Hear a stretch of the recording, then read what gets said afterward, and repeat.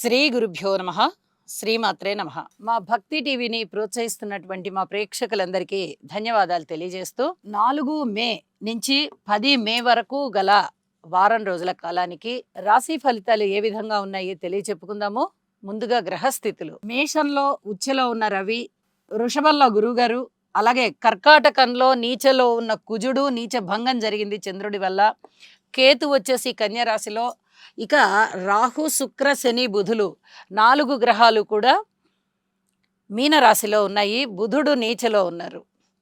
ఇక వారాంతంలోకి వెళ్ళేటప్పటికీ బుధుని యొక్క స్థితి మేషరాశిలో కలిసి బుధ ఆదిత్య యోగం ఏర్పడి ఉన్నది. అలాగే చంద్రుని యొక్క స్థితి కేతువు గారితో కలిసి ఉన్నది. ఇక గ్రహ దృష్టుల విషయానికి వచ్చినట్టయితే గురువుగారి యొక్క 5వ దృష్టి కేతువు మీదను, అలాగే వారాంతంలో చంద్రకేతువుల మీదను ప్రసరిస్తూ ఉన్నది.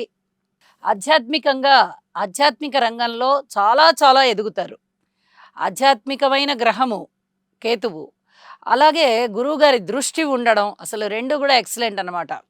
అయితే వారాంతంలోకి వచ్చేటప్పటికి చంద్రుని మీద కూడా గురు దృష్టి పడినందువల్ల ఇక్కడ చంద్రకేతు కలయిక వల్ల ఏర్పడేటటువంటి దోషాలు ఏవైతే ఉన్నాయో అవి కొద్దిగా పరిహరింపబడుతూ ఉన్నాయి. ఇది చెప్పదగినటువంటి సూచన.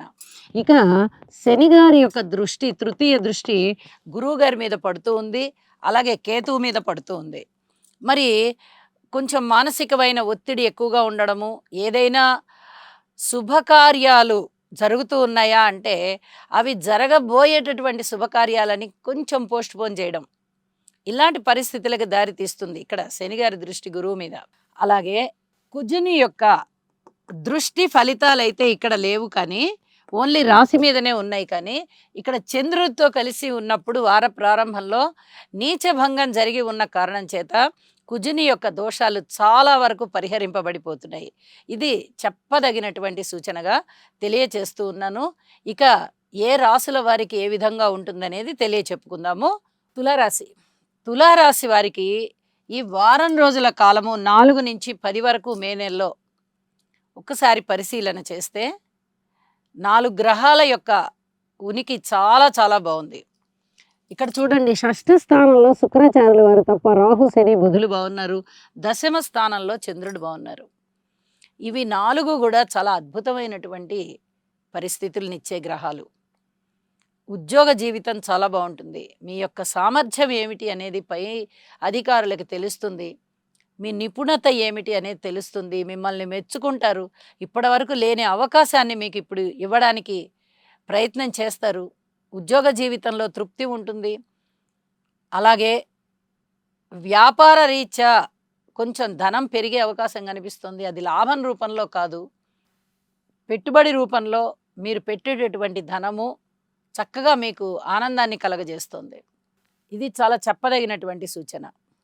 అలాగే వ్యాపార వ్యవహారాలకి సంబంధించి విజయ అవకాశాలు ఉన్నాయి.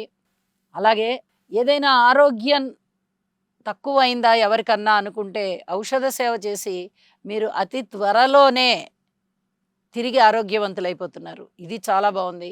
అలాగే స్నేహితుల వల్ల చాలా ఆత్మసంతృప్తి ఏర్పడుతుంది. మంచి సలహాలు ఇస్తారు, మంచి సహాయ సహకారాలు ఇస్తారు, మీ శ్రేయస్సుని కోరుతారు. అలాంటి వాళ్ళే స్నేహితులు.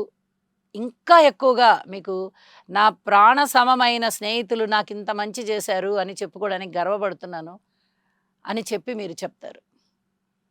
అలాగే శత్రువుల సంఖ్య తగ్గిపోతుంది. ఇవన్నీ కూడా చెప్పదగినటువంటి సూచనలే. వీటన్నిటికన్నా మించి మొండి బాకీలు వసూలవుతాయి. అసలు మీకు లోన్స్ ఎవరు ఇవ్వరు, లోన్స్ ఏమీ రావు అనుకున్న పరిస్థితుల్లో ఖచ్చితంగా మీకు లోన్ వస్తుంది. ఆశాజనకంగా ఉంటుంది. ఇవన్నీ కూడా మీకు ఆత్మసంతృప్తిని పెంచుతాయి. భార్యాభర్తల మధ్య అన్యోన్యత విషయంలో కొంచెం జాగ్రత్తగా ఉండండి. కుటుంబ సభ్యులలో ఒకరికి ఆదాయం పెరిగేటటువంటి అవకాశం కనిపిస్తుంది. అన్నదమ్ముల సహాయ సహకారాలు అంతంత మాత్రంగా ఉన్నాయి, కానీ కుటుంబ జీవితంలో సంతృప్తి కనిపిస్తుంది. మాతృవర్గ రీత్యా సంతృప్తి కనిపిస్తుంది. సంతాన విషయంలో కొంచెం ఓర్పు కలిగి ఉండండి. రుణాల విషయంలో అద్భుతమైన రుణాలు మీకు దొరుకుతున్నాయి కాబట్టి మీకు చక్కటి సంతృప్తే ఉంది. రుణాలు దొరుకుతున్నాయి, రుణాలు తీరుస్తున్నారు. వివాహాది శుభకార్యాల విషయంలో చాలా వరకు దగ్గరకొస్తాయి. లలితా సహస్రనామ పారాయణ చేయండి. ఇంకా ఇంకా మనశ్శాంతితో ఉంటారు అని చెప్పి తెలియజేస్తూ ఉన్నాను. ఇక వారాంతానికి వెళ్ళేటప్పటికి బుధ ఆదిత్య యోగం సప్తమ స్థానంలో ఏర్పడింది. భార్యాభర్తల అనుకూలత విషయంలో పూర్తి ఓర్పు అవసరం. ఇది చెప్పదగ్గ సూచన. అలాగే కించిత్ వ్యధ ఉండడానికి అవకాశం ఉంటుంది. ఏ రూపకంగా అయినా. ఒక్క విషయమే అని చెప్పడానికి లేదు. కొన్ని జాగ్రత్తలు పాటిస్తూ ఉండాలి. జీవితం అంటే ఇంతే అనుకోవాలి, ముందరికెళ్ళిపోతూ ఉండాలి. ఓర్పు అవసరం. అలాగే యోగా చేయండి. మరింతగా అనుకూలమైన పరిస్థితులు మీకు ఏర్పడతాయి. ఏర్పడిన పరిస్థితులలో ఏవైనా ఇబ్బందులు ఉన్నట్టయితే మీరు కాస్త తట్టుకోగలుగుతారు. శుభం.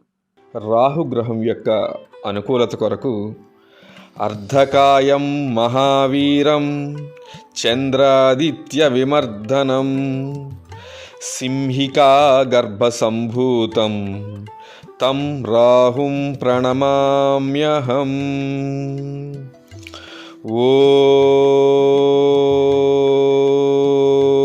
ఓం భ్రాం భ్రీం భ్రౌం సహ రాహవే నమః. శనిగ్రహం యొక్క అనుకూలత కొరకు నీలాంజన సమాభాసం రవిపుత్రం యమాగ్రజం ఛాయామార్తాండ సంభూతం తం నమామి శనైశ్చరం. ఓం క్రాం క్రీం క్రౌం సహ శనయే నమః. బుధగ్రహం యొక్క అనుకూలత కొరకు ప్రియంగు కలికాశ్యామం రూపేణ ప్రతిమం బుధం సౌమ్యం సౌమ్యగుణోపేతం తం బుధం ప్రణమామ్యహం. ఓం బ్రాం బ్రీం